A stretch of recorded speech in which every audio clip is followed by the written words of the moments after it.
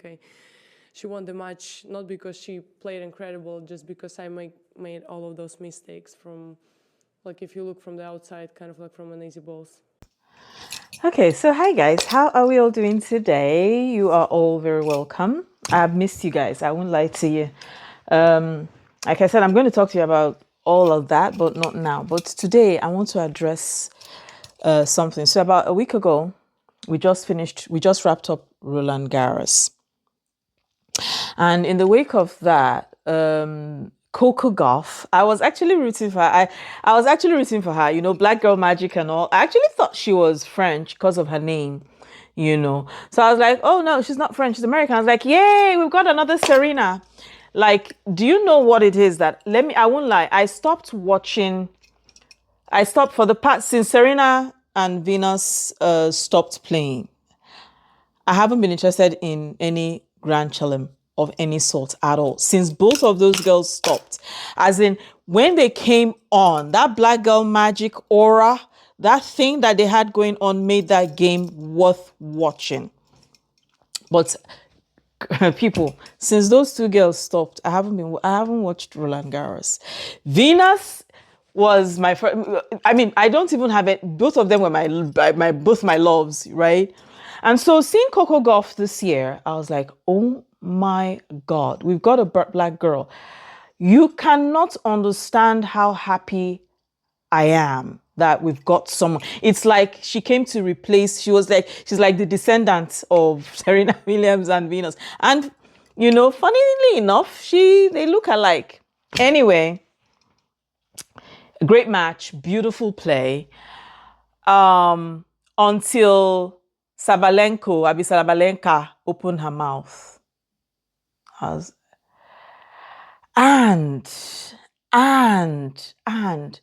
you guys, you know how I took this is the problem.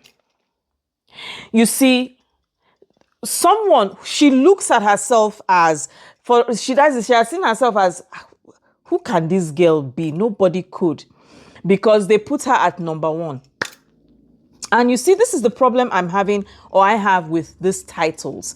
Titles, number one in the world, number two in the world. Do you know how many talents that have gone unnoticed just because they did not have the opportunity to be there, that could have been the number one or even be unequaled of all time? Do you know how many talents that did not make it? And so because of this thing in her brain, for some reason, for just a second there, she told herself that she was better than Coco. She told herself that the pedigree she walks on, Coco does not. Do you understand what that is? You don't do that nonsense. You do not. Don't be so condescending. She beat you fair and square, and that's it. Right? Sabalenka. She beat you fair. How old? Look, one more teacher. How old is she? And for God's sakes, because again, I listened to Serena talk about this. And Serena talked and complained so much about these inequalities and these attacks. Sometimes I always ask myself, I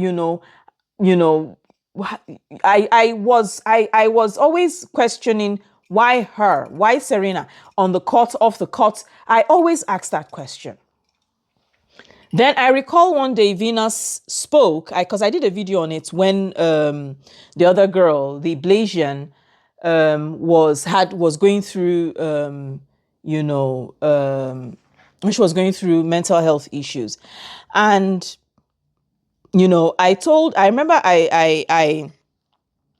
actually did speak to a reporter, and she was very firm with him. And she was like, listen, if you can do it, why don't you go and do it? Because it's so easy to sit down and talk about someone, but then you are not even, you can't even play half of what they do. You can't even do half of what they do. And when Naomi Osaka, God bless you. When Naomi Osaka complained. I was so on her side, and I was like, listen, she's going through something. She's going through it right now. Let her be, because she's actually complaining that she's got, and you can you imagine and you hear the uproar and the backlash she's receiving, just she's talking about the fact that she's going through mental health issues and she just needed that space. And you realize very quickly that, the whole of the mental health issues stems from rhetorics of never-do-wells, rhetorics of sore losers, rhetorics of people who feel that they have a right to your well-being, to whatever, rhetorics of people who think that because they pay you, because you're here, and so you shouldn't be a human being, but you should be treated like a commodity. Let me say it again. That Coco Gauff did not, that is not because she played better than you. I want to see that thing again. He says because Coco Gauff, I just want to go through, I just want to say word for word exactly what she said. She said, just give me a second. Oh, you push not vex. So she said Coco won the match because she played, Coco